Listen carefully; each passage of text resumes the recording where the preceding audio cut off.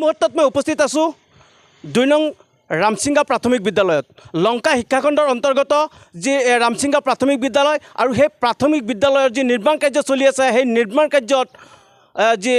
অনিয়মৰ যি অভিযোগ উত্থাপন হৈছে সেই অভিযোগ মৰ্মে আমি আজি আহি উপস্থিত হৈছোঁ সেই ৰামসিংগা বিদ্যালয়ত আৰু মোৰ সৈতে আছে বিদ্যালয় পৰিচালনা সমিতিৰ এজন সদস্য তেখেতৰ পৰা কিছু কথা জানিবলৈ চেষ্টা কৰিম কি ক'ব মানে স্কুল ঘৰ এটা চৰকাৰে দিছে ঘৰটো বনাবৰ কাৰণে 10,16,000 কিমান টকা আহিছিলে কিন্তু এই কামটাৰ বিষয়লৈ মানে আমাৰ অকণমান হেৰি আছে মানে অভিযোগ আছিলে অভিযোগটো আমি কৰিছিলোঁ অভিযোগ মানে এইটো হেৰি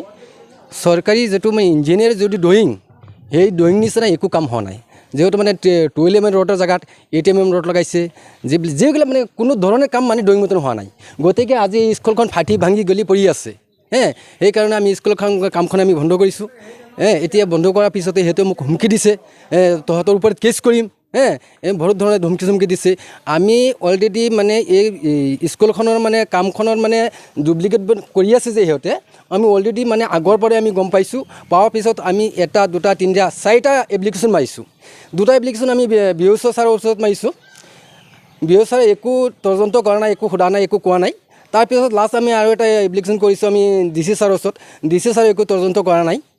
গতিকে আজি মানে আমি 3-4টা মানে এপ্লিকেশ্যন কৰাটো কোনো তদন্ত নোপোৱাকৈ আজি মোৰ নাম মোহাম্মদ নাছিৰুদ্দিন এখন বিদ্যালয়ৰ কিবা দায়িত্বত মানে SMC কমিটিৰ এজন মেম্বাৰ আমি মেম্বাৰ হওঁ বিদ্যালয়খনৰ 2 নম্বৰ ৰামসিংগা প্ৰাথমিক বিদ্যালয়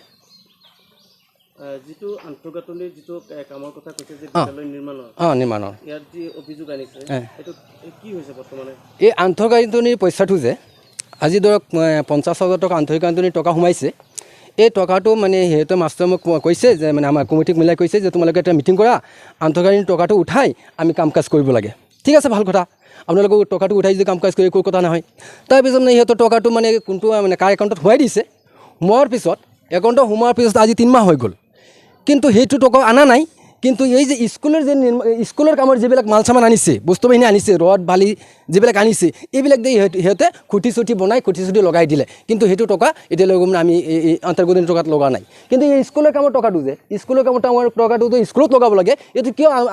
আন্তঃগাঁথনিৰ কামত লগাব প্ৰমাণটো আপোনালোকে কেনেকৈ পাইছে প্ৰমাণটো আমি পাইছোঁ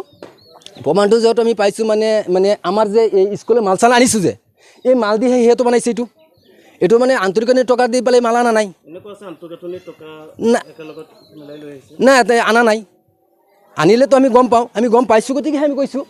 আন্তঃগাঁথনি এতিয়া ক'ত দিছে কোনটো একাউণ্টত ট্ৰান্সফাৰ কৰিছে তাত ক'ত ৰাখিছে সেইটো জানে সেইটো আমি নাজানো কিন্তু আমাৰ ইয়াৰ পৰা যে মাল চামান দি পেলাই কামটো কৰিছে এই খুঁটি চুটি বনাইছে তেখেতৰ লামডিং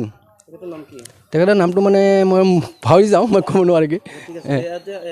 পৰিচালনা সমিতিৰ সভাপতিৰ নাম কি হবিবৰ ৰহমান ইয়াৰি তেখেতে কি কয় তেখেতে